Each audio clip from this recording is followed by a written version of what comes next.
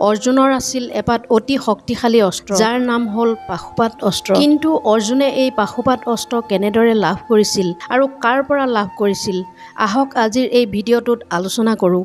পাণ্ডৱসকল বনবাসত থকা কালচোৱাৰ আৰম্ভণিতে ভীম আৰু দ্ৰৌপদীয়ে মাজে মাজে যুধিষ্ঠিৰৰ লগত তৰ্ক কৰিছিল।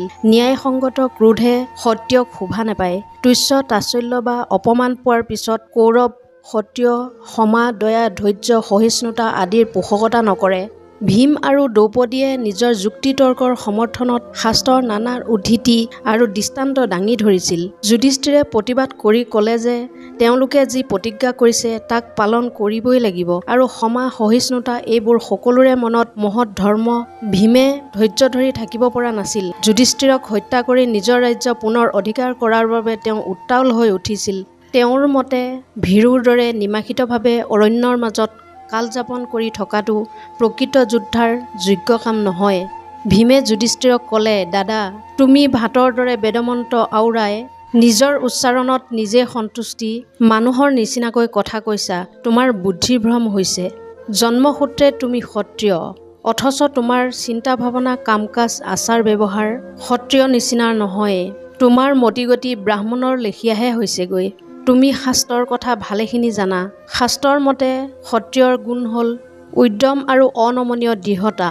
ক্ষমা বা সহ্যৰ গুণ ক্ষত্ৰিয়ৰ ধৰ্ম নহয়। আমি যুধিষ্ঠিৰ মহাপাতকী পুত্ৰহঁতে কি কৰে তাকে নিৰ্বিবাদে সহি থকাটো উচিত নে? অত্যাচাৰী প্ৰবঞ্চক শত্ৰুক দমন নকৰা ক্ষত্ৰিয়ৰ জনম অসাৰ্থক, এয়ে মোৰ মত। আৰু এটা কথা, কুচক্ৰী মহাপাপী শত্ৰুক বধ কৰাৰ বাবে যদি নৰকলৈও যাব লগা হয় তেন্তে মোৰ মতে সেই নৰকেই স্বৰ্গ। তোমাৰ ক্ষমা আৰু সহ্য গুণে জুইতকৈ বেছিকে পুৰি মাৰিছে। এই জুয়ে অৰ্জুন আৰু মোক অহৰ্নিশে দহি থাকি আমাৰ চকুৰ টোপনি নাইকিয়া কৰিছে। দুৰ্বৃত্ত কৌৰৱহঁতে অন্যায়ভাৱে ৰাজ্য কাঢ়ি এতিয়া মহাসুখে ভোগ কৰিব লাগিছে আৰু তুমি কি কৰি আছা? তেতুলৈকে অধিক গিলি লৰচৰ কৰিব নোৱাৰা হোৱা অজগৰৰ দৰে নীৰৱ নিশ্চল হৈ বহি আছা। তুমি কৈছা আমি আমাৰ প্ৰতিজ্ঞা ৰক্ষা কৰিব লাগে, কিন্তু ত্ৰিভুৱন বিখ্যাত অৰ্জুনে কিদৰে কটাব? সিংহৰ দৰে পৰাক্ৰমী অৰ্জুন নকুল আৰু সহদেৱে ক'ত লুকাই থাকিব? অতুলনীয় সুন্দৰী দ্ৰৌপদীক ওলোৱা সোমোৱা কৰিলে কোনে বাৰু চিনি নাপাব? আমি এই অসম্ভৱ কামবোৰ কৰিব পাৰিলেও এইটো ঠিক যে ধৃতৰাষ্ট্ৰৰ পুত্ৰই চোৰাংচোৱা হতুৱাই আমাৰ সন্ধান উলিয়াব। গতিকে আমাৰ প্ৰতিজ্ঞা ভিক্ষা কৰা সম্ভৱ নহয়। সেই জানিয়েই সিহঁতে এনে এটা চৰ্ত আৰোপ কৰিছে যাতে আমাক ধৰা পেলাই পুনৰ 13 বছৰ বনবাসলৈ পঠাব পাৰে। দাদা শাস্ত্ৰতো মই কোৱা কথাকেই কৈছে যে শত্ৰুৰ প্ৰবঞ্চনাৰ বাধ্যত পৰি যি প্ৰতিজ্ঞা লোৱা হয় সেই প্ৰতিজ্ঞা হ'বই নোৱাৰে। তেনে এটা প্ৰতিজ্ঞা ভংগ কৰাৰ বাবে যি নগণ্য পাপ বা অধৰ্ম হয় ভোকাটোৰ বলধ এটাৰ মুখত এমুঠি ঘাঁহ দিলেই হেনো তাৰ প্ৰায়শ্চিত্ত কৰা হয়। গতিকে দাদা তুমি এই সংকল্প লোৱা যে অচিৰেই আমি আমাৰ শত্ৰুক নিধন কৰিব লাগে। ক্ষত্ৰিয়ৰ ডাঙৰ কৰ্তব্য আন একো নাই। ভীমে এইদৰে ককায়েকৰ ওপৰত হেঁচা দি থাকিল। দ্ৰৌপদীয়েও দুৰ্যোধন কৰ্ণ আৰু দুঃশাসনৰ হাতত কিদৰে লাঞ্ছিত আৰু অপমানিত হৈছিল সেই কথা সোঁৱৰাই দিলে। তেওঁ শাস্ত্ৰৰ উদ্ধৃতি দি যুধিষ্ঠিৰক চিন্তাত পেলালে। বিপাঙত পৰি যুধিষ্ঠিৰেও মাজে মাজে ৰাজনীতিৰ অৱতাৰণা কৰি আৰু নিজৰ আৰু শত্ৰুপক্ষৰ শক্তিৰ কথা কৈ উত্তৰ দিবলৈ চেষ্টা কৰিলে। তেওঁ ক'লে, তোমালোকে জানা ভীষ্ম দ্ৰোণাচাৰ্য কৰ্ণ আৰু অশ্বত্থামাৰ দৰে মহা বীৰসকল আমাৰ শত্ৰুপক্ষত আছে। আচলতে ভীষ্ম আৰু দ্ৰোণাচাৰ্য দুয়োৰে দুৰ্যোধনৰ কুকৰ্মৰ প্ৰতি সমৰ্থন নাই। যদিও তেওঁলোকে তেওঁক পৰিত্যাগ নকৰে, দৰকাৰ হ'লে তেওঁলোকে কৌৰৱৰ হৈ প্ৰাণ দিবলৈও প্ৰস্তুত। কৰ্ণ নিজে এজন সাহসী আৰু নিপুণ যোদ্ধা। অস্ত্ৰবিদ্যাতো তেওঁ পাকৈত। যুদ্ধৰ গতি কোন দিশে যায় ক'ব নোৱাৰি। সফলতাও নিশ্চিত নহয়। গতিকে লৰালৰিকৈ কিবা এটা কৰা সমীচীন নহ'ব। এইদৰে যুধিষ্ঠিৰে কনিষ্ঠ ভাতৃসকলক বুজালে। পিছত এদিন ব্যাসদেৱৰ পৰামৰ্শ মানি অৰ্জুনে দেৱতাসকলৰ পৰা নতুন অস্ত্ৰ-শস্ত্ৰ লাভ কৰাৰ মানসেৰে তপস্যা কৰিবলৈ হিমালয়লৈ যাবলৈ ওলাল। অৰ্জুনে সকলোৰে পৰা বিদায় লৈ গভীৰ অৰণ্যৰ মাজে মাজে গৈ অৰ্জুনে ইন্দ্ৰনীল পৰ্বত পালেগৈ। তাত এজন বৃদ্ধ ব্ৰাহ্মণৰ সৈতে সাক্ষাৎ হ'ল। ব্ৰাহ্মণে অৰ্জুনক দেখি ক'লে, তুমি কবচ হাতত অস্ত্ৰ-শস্ত্ৰ লৈ ইয়ালৈ আহিছা কিয়? তোমাৰ পৰিচয় কি? এই নিৰ্জন অৰণ্যৰ ক্ৰোধ আৰু অনন্য ৰিপুক জয় কৰা সংযমী তপস্বী আৰু ঋষি মুনিসকলৰহে নিবাস। ইয়াত অস্ত্ৰ শস্ত্ৰৰ কি প্ৰয়োজন? ক্ষত্ৰিয় বেশত তুমি ইয়ালৈ কি বিচাৰি আহিছা? এই ব্ৰাহ্মণজন আন কোনো নাছিল, তেওঁ আছিল দেৱৰাজ ইন্দ্ৰহে। পুত্ৰ দৰ্শনত হেঁপাহ পূৰ কৰিবলৈ তেওঁ ছদ্মবেশ ধৰি তালৈ আহিছিল। অৰ্জুনে তেওঁক প্ৰণাম কৰি ক'লে, মই অস্ত্ৰ শস্ত্ৰ লাভৰ আশাত ইয়ালৈ আহিছোঁ, কৃপা কৰি মোৰ মনৰ কামনা পূৰণ কৰক। ইন্দ্ৰই ক'লে, হে ধনঞ্জয়, অস্ত্ৰ শস্ত্ৰৰ কি প্ৰয়োজন? তুমি তাতকৈ সুখ ভোগ বিলাসহে বিচৰা।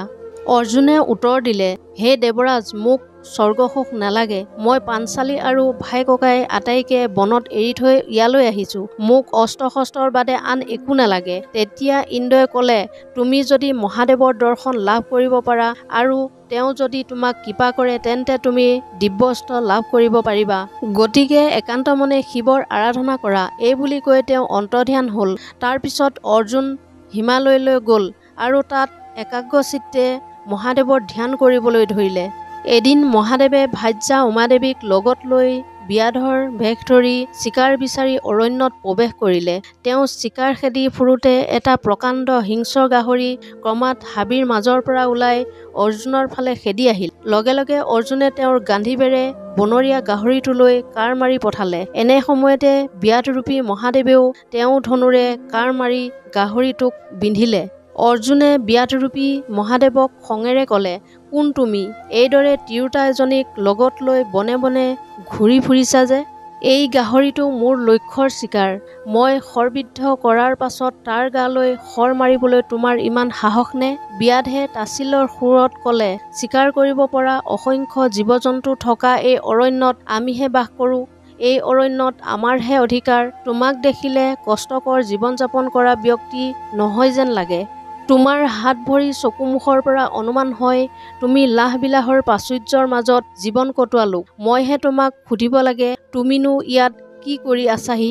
লগতে তেওঁ ক'লে যে গাহৰিটো তেওঁৰ কাঁড়তহে মৰিছে আৰু অৰ্জুনে যদি সেই কথা মানি নলয় তেন্তে তেওঁৰ লগত যুদ্ধ দিয়ক। যুদ্ধলৈ আহ্বান কৰা দেখি অৰ্জুনে ভালেই পালে।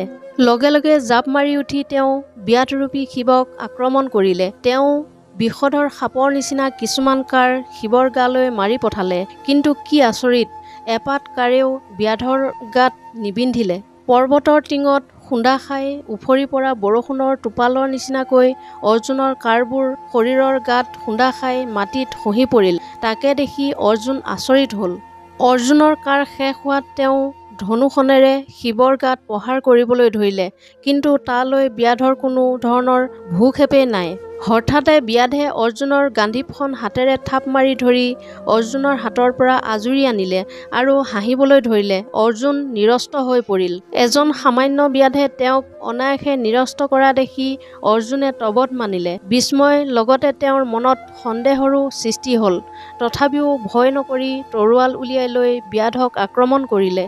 তৰোৱালেৰে ব্যাধক আঘাত কৰিলে যদিও ব্যাধৰ শিল যেন দেহাত লাগি অৰ্জুনৰ তৰোৱাল ভাঙি টুকুৰা টুকুৰ হ'ল। ব্যাধক একোৱে হৰুৱাব নোৱাৰি অৰ্জুন নিৰুপায় হ'ল। শেষত তেওঁ ব্যাধৰ লগত হাৰিল। ব্যাধে বজ্ৰমুঠিৰে অৰ্জুনক এনেকৈ ধৰিলে যে অৰ্জুন লৰচৰ কৰিব নোৱাৰা হ'ল। তেওঁ অৱশ হৈ বহি পৰিল। ব্যাধৰ লগত হাৰি অৰ্জুনে মহাদেৱক ধ্যান কৰিবলৈ ধৰিলে। খন্তেক পিছতে তেওঁ দিব্যজ্ঞান পাই তাৰ সহায়ত জানিব পাৰিলে যে তেওঁৰ মুখৰ আগতে থিয় হৈ থকা তেওঁ আন কোনো নহয়, স্বয়ং দেৱাদিদেৱ মহাদেৱ। লগে লগে অৰ্জুন মহাদেৱৰ ভৰিত দীঘল দি পৰিল আৰু তেওঁৰ ভুলৰ বাবে ক্ষমা প্ৰাৰ্থনা কৰিলে। শিৱই ক'লে, মই তোমাক ক্ষমা কৰি দিছোঁ। এই বুলি কৈ অৰ্জুনক আঁকোৱালি ধৰিলে আৰু অৰ্জুনৰ গান্ধীব আদি কৰি সকলো অস্ত্ৰ শস্ত্ৰ উভতাই দিলে। তাৰ পাছত শিৱই তেওঁৰ পাশুপাত অস্ত্ৰ তেওঁক দান কৰিলে আৰু অৰ্জুনৰ মনৰ অভিলাষ আদি পূৰণ কৰিলে।